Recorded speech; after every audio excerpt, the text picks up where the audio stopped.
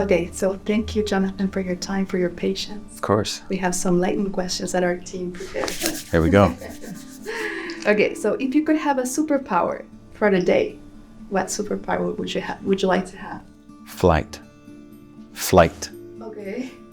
Yeah, that would be really cool. Okay, what place would you go if you... Oh, anywhere. I think just being able to just move vertically is pretty. I had a dream once where I experienced being able to fly at will, and it was the most incredible feeling that I ever had.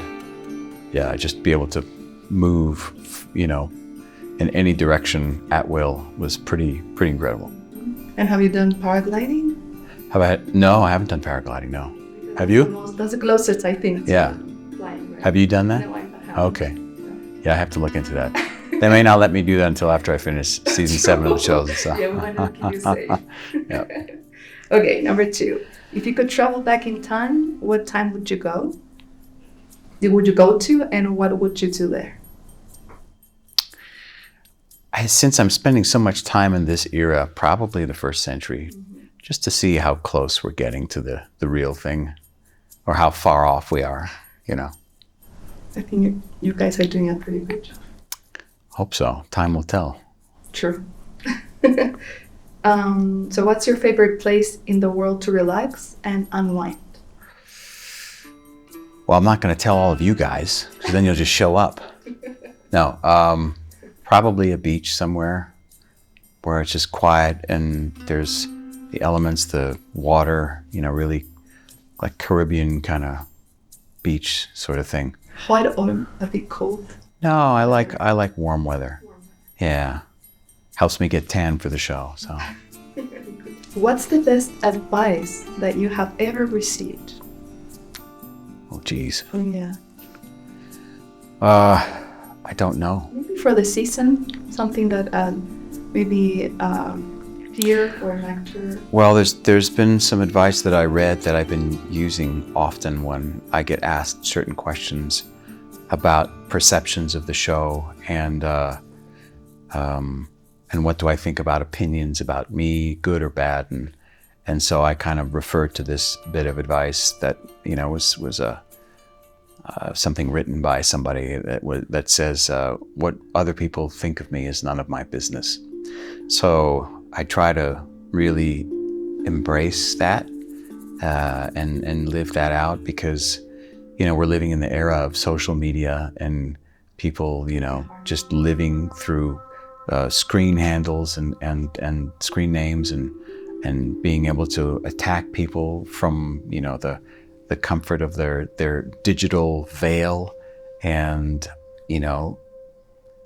people don't realize how destructive that can be to other people. I've read stuff that comments about something and that have been at times really disappointing or upsetting, and I'm like, well, you can't attach yourself to any of them. And same thing goes with the good comments, the stuff where people are always praising you. It's like, well, that's not healthy either. It's just opinions are unlimited. Everyone's got an opinion, and I just don't think it's healthy to live by them or to even expose yourself to them too often. Yeah, it's harming, right? Yeah, it deals with ego and pride, and when you're dealing in those realms, you're not dealing in the heavenly realm. You're not dealing with the divine things that are important, the things of the nature of God. You mentioned in the ping pong yesterday that a word that represents you is humbled. Humbled, yeah. Yes. Can you elaborate a little bit? I think having this role, being in the position that I'm in now, being given all that I've been given in the last several years, and even in the years leading up to it, all the trials leading up to it, they've all helped to humble me for a level of celebrity and fame and familiarity and success that not everybody gets, especially the success part. So many actors are out of work. I was out of work basically for 20 years as an actor, but before being able to make a living doing the show, and then things that have come as a result of doing this show. So yeah, that's that every day that I count my blessings for how God has changed my life for the good, and having been able to have been to have impact on people and with your artwork. I mean, as an artist, it doesn't get any better than that. It doesn't become more of a reflective example of the power of God to create, than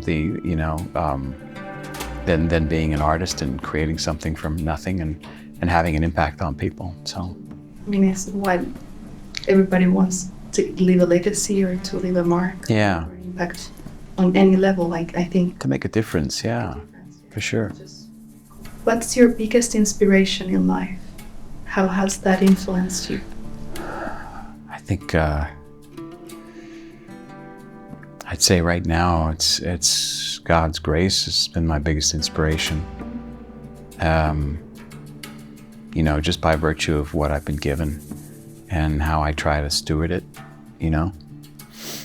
And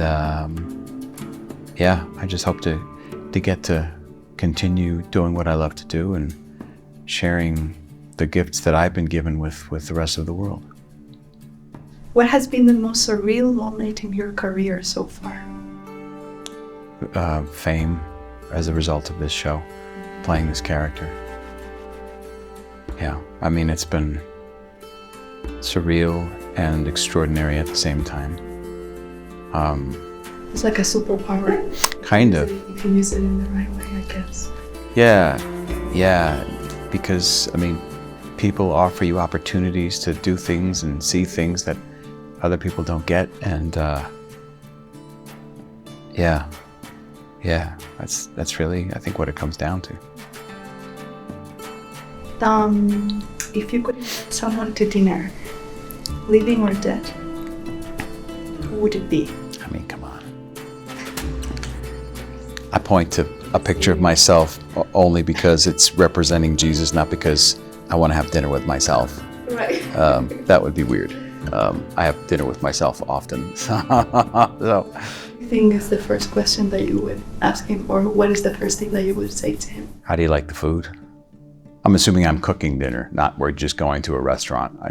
I'm making dinner. In that scenario, I'm making Jesus dinner. Okay, what would you make? And does he think I'm a good cook? What would be your... Steak, maybe? Steak was a delicacy. It was a rarity in that time. He probably didn't have a whole lot of steak on Earth. So, how do you like to cook? More fish. I guess you like more fish, right? You have more chance to have fish. It was a lot more common, for sure.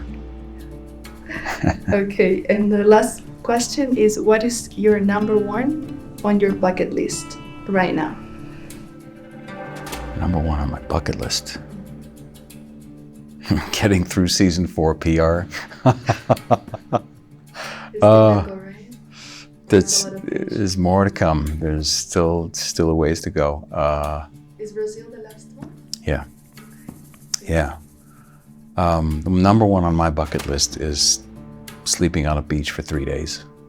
Just unplug and relax. Getting to read a book again. Like I can't tell you how many times I've started reading several books and I just don't. I get 10 pages, 15 if I'm lucky, and then I'm like just onto something else. Yeah, and then I have to restart over again because I'm like, I don't remember what I read, because I'm not taking notes, and right now there's so much in my brain that I have to like take notes in order to remember what I read. So yeah, rest is number one on my bucket list. Great, I hope you have, after Brazil, you can have your time. Thank you, I'll get there. Yeah, and thank you for your time.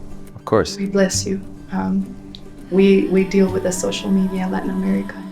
People even pray for you in the communities. Thank you. And they're very appreciative of what you do, and the fact that you have been able to, you always say this phrase that you try not to get in the way of what God is doing. Yeah. It's just amazing. Thank you. Thank you for your heart and for your job, your work. Humbled to be here. Thank you so much. It's been an honor.